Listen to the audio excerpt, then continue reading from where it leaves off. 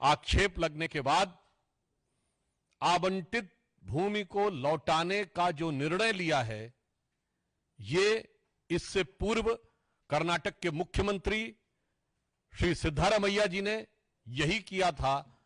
यह स्पष्ट रूप से यह प्रमाणित करता है और यह एक प्रकार से स्वीकारोक्ति है कि सत्ता का दुरुपयोग करके भूमि को हड़पने का कार्य कर्नाटक में कांग्रेस में सर्वोच्च स्तर पर हो रहा था।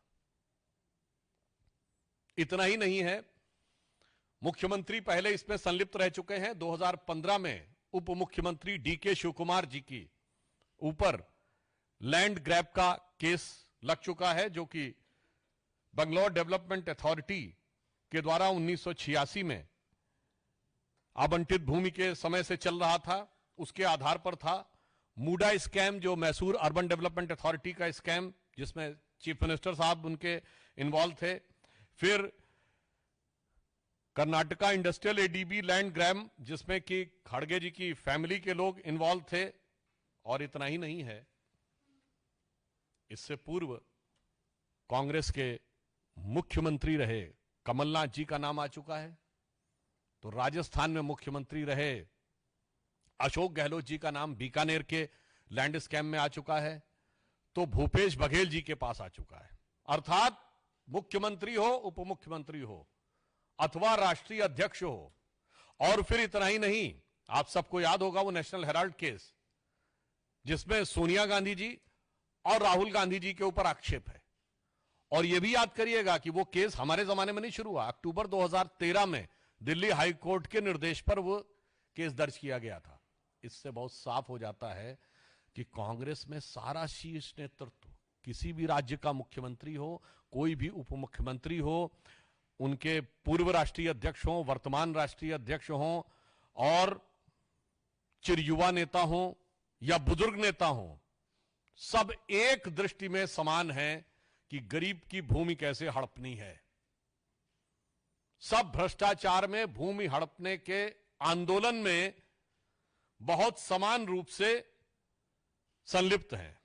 कभी कभी मुझे लगता है कि एक वो कांग्रेस पार्टी थी जो महात्मा गांधी के आदर्शों से प्रेरित थी, और आचार्य विनोबा भावे जी ने भूदान आंदोलन चलाया था। आज राहुल गांधी जी और सोनिया गांधी जी के विचारों से प्रेरित एक कांग्रेस पार्टी है जो भू हड़प आंदोलन चला रही है।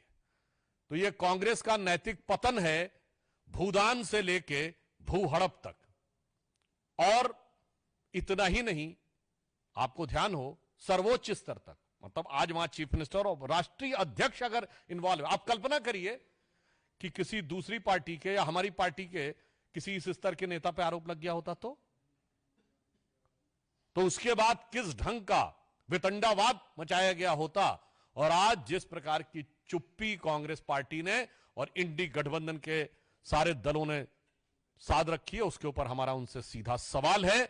और यह साफ दर्शाता है कि जनता की गाढ़ी कमाई से बनी हुई सरकारी संपत्तियों को हड़पने में ये सब एक दूसरे से मिले हुए हैं और सब एक दूसरे को मौन समर्थन दे रहे हैं। नेशनल हेराल्ड केस में आप सबको याद होगा, कभी आपने सुना है कि कोई ऐसी कंपनी जिसमें सैकड़ों करोड़ की, मतलब 2000 से लेकर 3000 करोड़ तक की संपत्ति हो और वो 90 करोड़ की देनदारी में बिक जाए? और वो भी जबकि 3 अखबार उसके थे। आप सब पत्रकार हैं, मैं कहना चाहता हूं 3 अखबार, नेशनल हेराल्ड, हिंदी में नवजीवन और उर्दू में कौमी आवाज। 10 साल इनकी सरकार रही, ज्यादा नहीं, केवल 1-1 करोड़ का विज्ञापन देते रहते तीनों अखबारों को, तो 10 साल में कर्जा उतर जाता 90 करोड़ का। राजीव गांधी फाउंडेशन को 150 करोड़ मिल सकते थे, मगर इनके अनुसार स्वतंत्रता आंदोलन का संचालन करने वाले नेशनल हेराल्ड की सोसाइटी को सरकारी विज्ञापन और सरकारी अनुदान नहीं मिल सकता था, वो 90 करोड़ में बिकना था। तो जो प्रवृत्ति राहुल जी और सोनिया जी में दिख रही थी, वही मल्लिकार्जुन खड़गे जी में दिख रही है, वही सिद्धारमैया जी में दिख रही है, वही डीके शिवकुमार जी में दिख रही है। और इस विषय के ऊपर हमारे कर्नाटक की तरफ से भी ये विषय कई बार उठाया गया और ये मामला इतना आसान नहीं है।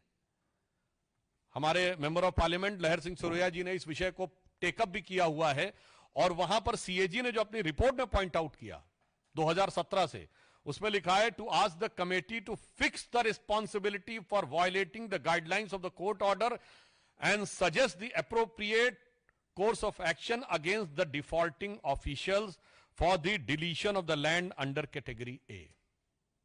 इसका अर्थ क्या हुआ कि यदि आज कांग्रेस पार्टी के नेता सिद्धारमैया जी हों या खड़गे जी हों, वो जमीन वापस कर रहे हैं तो कोई जमीर नहीं जागा है जो जमीन वापस कर रहे हैं। अदालत की कार्रवाई से में होने वाली जलालत से बचने के लिए वो जमीन वापस कर रहे हैं। और मैं राहुल गांधी जी से पूछना चाहता हूं कि आप तो कहते थे कि आपकी मोहब्बत की दुकान है, ऐसा प्रतीत होता है कि यह मोहब्बत की दुकान तो किसी भूमाफिया प्रॉपर्टी डीलर की दुकान नजर आ रही है, जहां दूसरों की प्रॉपर्टी हड़पी जाती है, जनता की प्रॉपर्टी हड़पी जाती है और उसके बाद उसको अपने चहेते लोगों को अनुदान दे दिया जाता है। तो मेरा राहुल गांधी जी से साफ सवाल है कि आपकी मोहब्बत की दुकान ये इलीगल प्रॉपर्टी डीलर की दुकान में कैसे तब्दील हो गई मेरे भाई? अभी तक तो उसमें नफरती सामान मिलते थे, जहर बुझे सामान मिलते थे, अब ये इलीगल प्रॉपर्टी की दुकान भी हो गई।